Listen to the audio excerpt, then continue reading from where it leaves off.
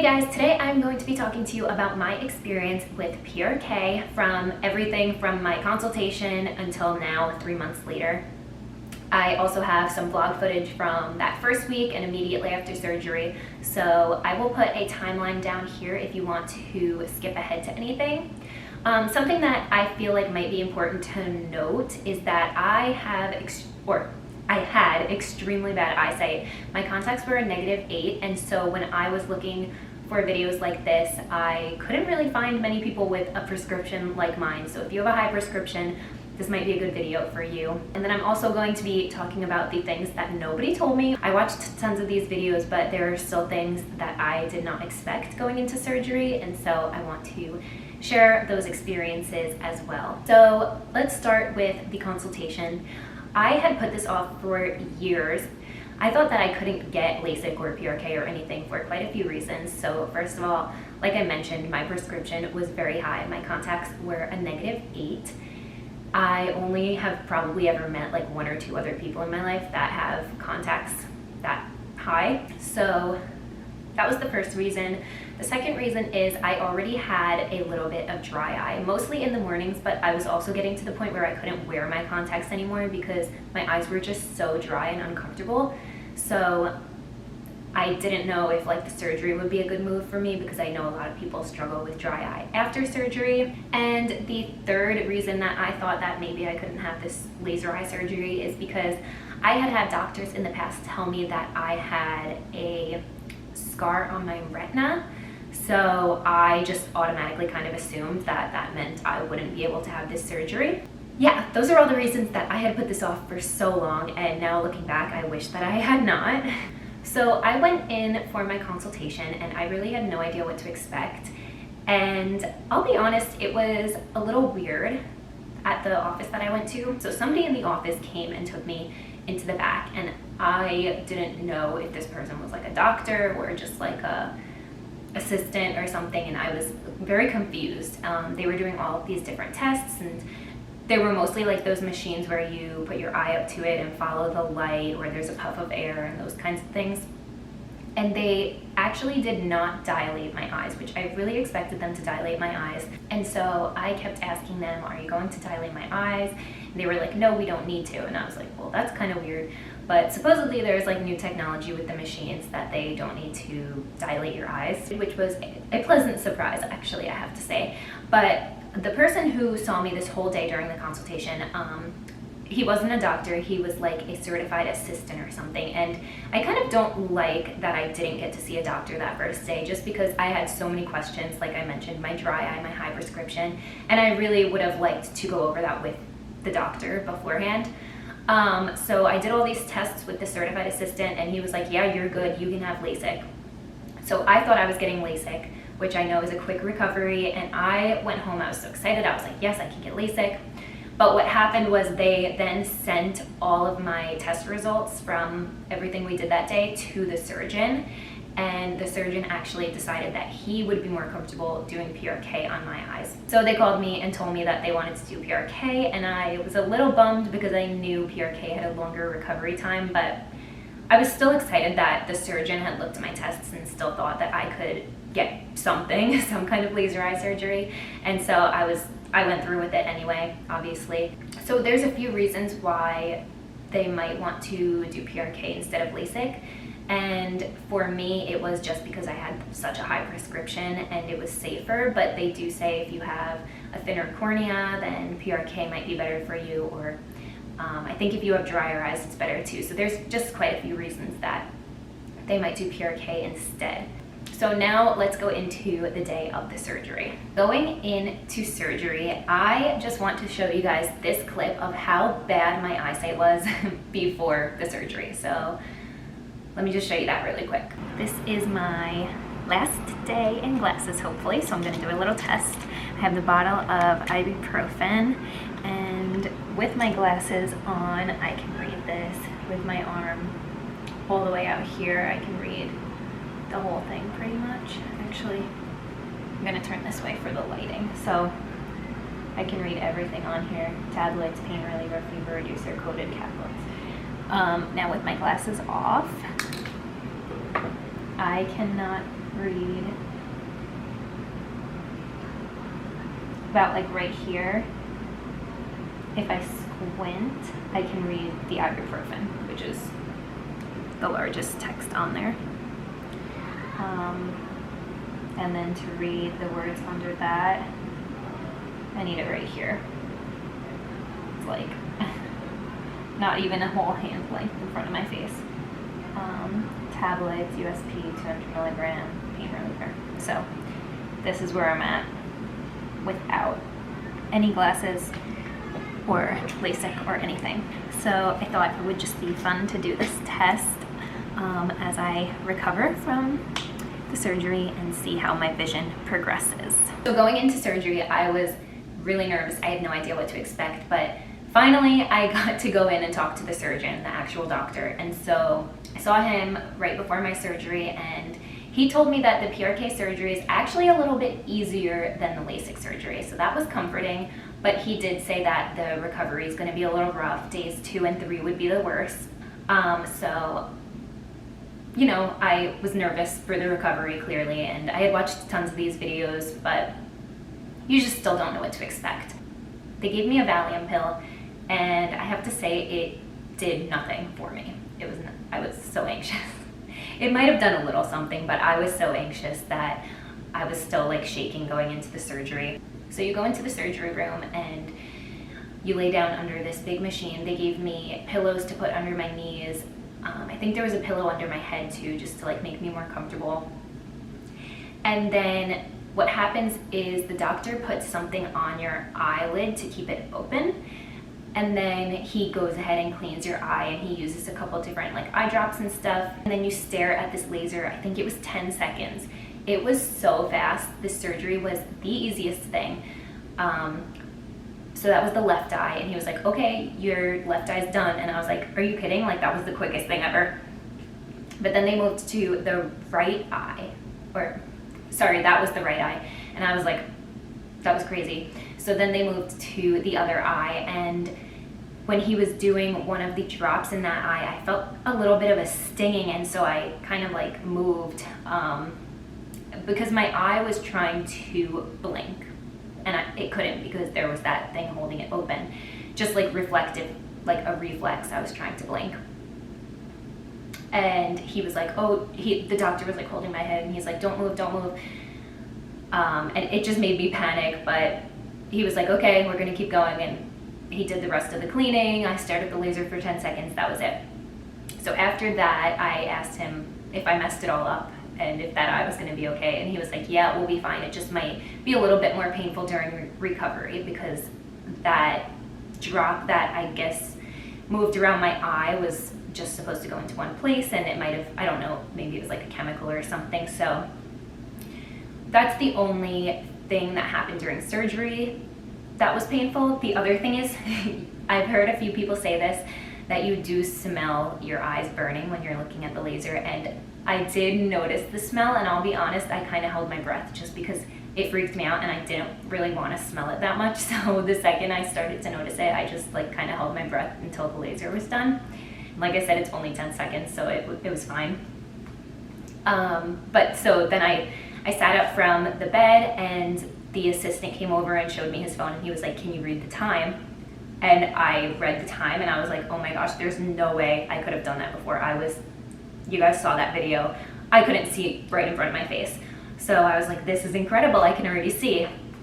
I was so excited, but they're like, they know you were still anxious, so they're like, okay, stand up slowly, and we walked to the front. And I felt great, but you have to go home right after and sleep. They told me it was mandatory that I slept for, I think, 4 hours, but it was already like 5 p.m., so I was like, okay, I guess I'm just going to bed. So I came home and just closed my eyes for the rest of the night. I think I woke up at maybe like 10 to eat dinner, and then I mostly ate dinner with my eyes closed because I was just so afraid of like opening them and damaging them. But the whole drive home, it was like so hard to keep my eyes closed because I could see, and I like wanted to look around and read the signs and stuff. It was just so exciting. So that was my first day. Day 2 of recovery, I woke up and I was seeing, or I guess this is day 1, the day immediately after the surgery. So this is my day 1 recovery. I'm not that light sensitive, but I feel like it's just a little bit more comfortable to have the glasses on. But my left eye is really stinging. I'm doing a lot of eye drops. And I went in for my next day checkup. I saw the same surgeon again, and he said that my eyes looked great. They could see that they were already starting to heal, which was amazing. And I was like, I'm not really in any pain. I can see great. And he told me it's gonna get worse. But of course, I didn't believe him. I was like, I'm feeling so good. I can see. So I was like, how bad can it get? Stay tuned for day 2 because it got bad. And I should not have done this, but I went home and I went to a concert that night. And I knew I wasn't gonna keep my eyes open, so I wore my sunglasses, I wore a hat, and I was like, I'll just look down and just listen to the music. I had these tickets for months, so I was excited. And so I went to the concert. I was okay before, and during most of the concert, I just sat there. I kept my eyes closed. I maybe opened them honestly, maybe 4 times to try to look, but the lights were really bright that it was hard for me to see anything. So I was really just listening. And it gets towards the end of the concert, and all of a sudden I was starting to be in so much pain. And I don't think it was because I went to the concert, because like I said, I sat there with my eyes closed, and I honestly probably would have done the same thing at home. So I don't think it was anything because of that. I think I was just getting to that second day of healing that was more painful, which the doctor had warned me about, but like I said, I didn't listen to him. And I was starting to get really nervous that they were going to turn the bright lights on when the concert ended.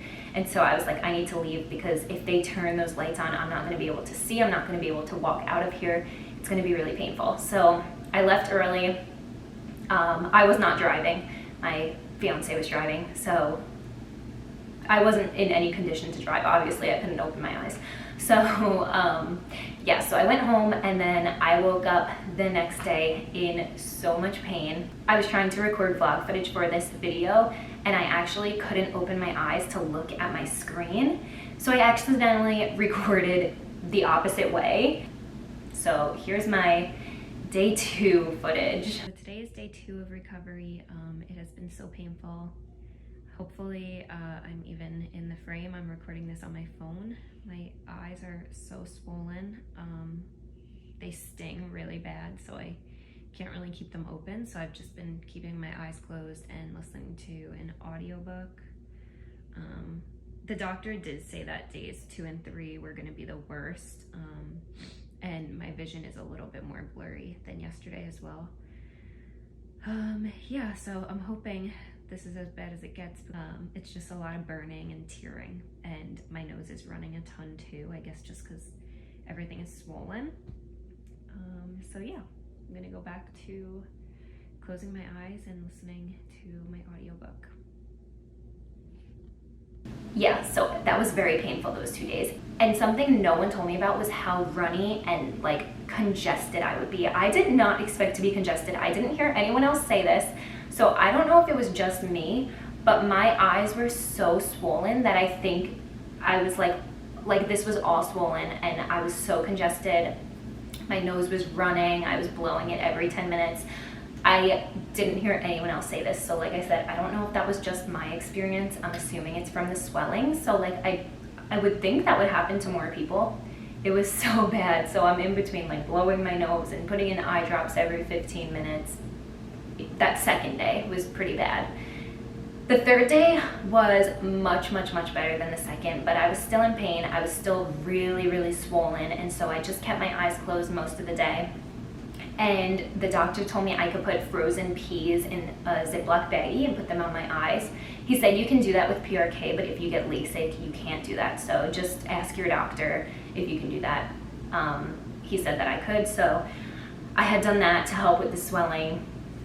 And day 3 I felt better, but I was still really swollen, could barely open my eyes. It is day 3. I'm feeling 90 times better than yesterday. The swelling went down a lot. I can actually open my eyes and semi-function. Everything's just really blurry and cloudy. They said that it would be cloudy, and I didn't really understand what it meant, but now I understand it. I was definitely seeing better on day 1 than I am now. Like, I'll do my test with these pills with my arms straight. I can read the ibuprofen, but not anything under it. Like right here, I can read it. So still blurry, but a lot better than my eyesight was originally. So I'm excited for when I can actually see. Definitely like light sensitive, so I need to keep it dark in here, have the blinds closed. So basically just another day of podcasts and audiobooks. But I was able to like fold laundry, which is a big success compared to yesterday. So doing good. Day 4, I felt much better. It is day 4 of my recovery and I'm doing really well. I can see really well in the distance. It's a little blurry still. Like I don't think I can drive or anything, but like close up is really clear. I feel like I can read. So I actually started back at work today. I work from home, so I'm just making sure to take a lot of breaks and look away from the screen and put in eye drops because I know the computer can be pretty straining on your eyes, but I feel really good. I have no stinging or burning or anything. I can feel the contacts a little bit, but I'm supposed to get those out tomorrow, hopefully, as long as everything looks good. So yeah, I'm doing really well today.